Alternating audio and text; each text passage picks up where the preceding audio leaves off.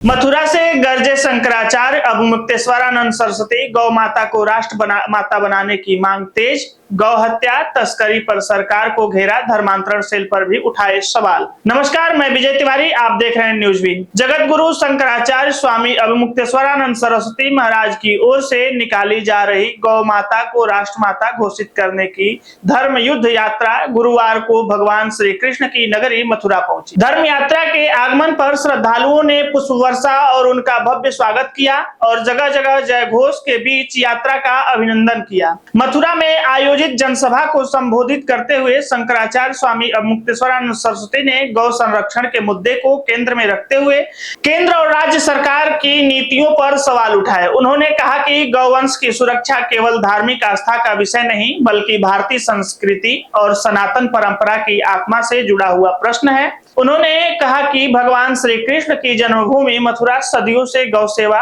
और गोपाल की परंपरा की प्रतीक रही है। ऐसे में इस पवित्र भूमि से गौ माता को राष्ट्रमाता का दर्जा दिलाने के लिए जनजागरण का संदेश और अधिक प्रभावी ढंग से देश भर में पहुंचेगा। शंकराचार्य ने अपने संबोधन में कहा, भगवान श्री कृष्ण के समय मथुरा में कंस का शासन था और उस दौर में भी अन्याय और अत्याचार का वातावरण था। आज परिस्थितियां अलग जरूर हैं, लेकिन गौवंश की हत्या, तस्करी और संरक्षण के सवाल पर देश की स्थिति चिंता पैदा करने वाली है। उन्होंने कहा कि कोई भी व्यक्ति जिनके मन में हिंदू धर्म और सनातन परंपरा के प्रति सच्ची श्रद्धा हो, वह गौ माता के वध का समर्थन नहीं कर सकता है। गौवंश भारतीय समाज की आस्था का केंद्र है और उसकी रक्षा करना समाज और शासन दोनों की जिम्मेदारी है।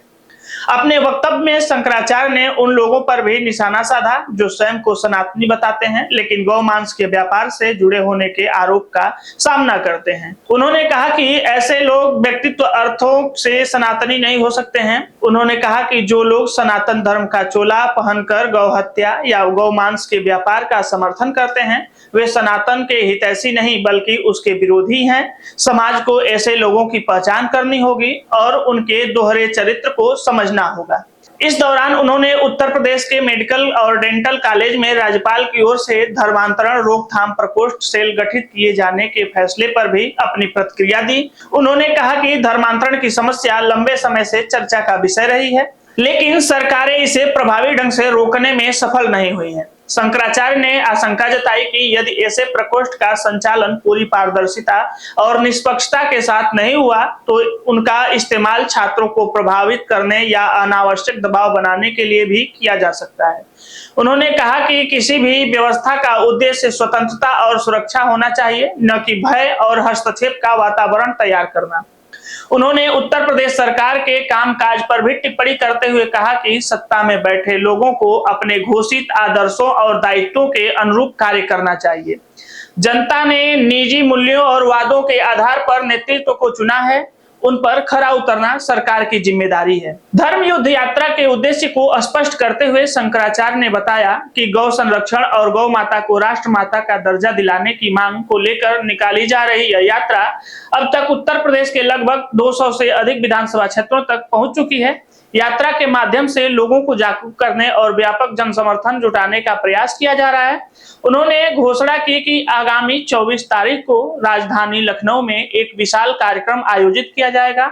उनके अनुसार इस कार्यक्रम में 2 लाख से अधिक लोगों के शामिल होने की संभावना है। उन्होंने गौ संरक्षण के समर्थन में अधिक से अधिक लोगों से जुड़ने और इस अभियान को जन आंदोलन का स्वरूप देने का अपील किया है। मथुरा से उठी यह आवाज अब लखनऊ की ओर बढ़ रही है। आने वाले दिनों में यह देखना महत्वपूर्ण होगा कि गौ माता को राष्ट्रमाता घोषित करने की मांग को लेकर चल रहा यह अभियान राजनीतिक और सामाजिक स्तर पर कितना व्यापक प्रभाव छोड़ता है और सरकारें इस पर क्या रुख अपनाती हैं। यह पूरी रिपोर्ट आप न्यूज बीन पर देख रहे थे। ऐसी ही रिपोर्ट देखने के लिए न्यूज बीन को सब्सक्राइब करें, वीडियो को लाइक करें, शेयर करें।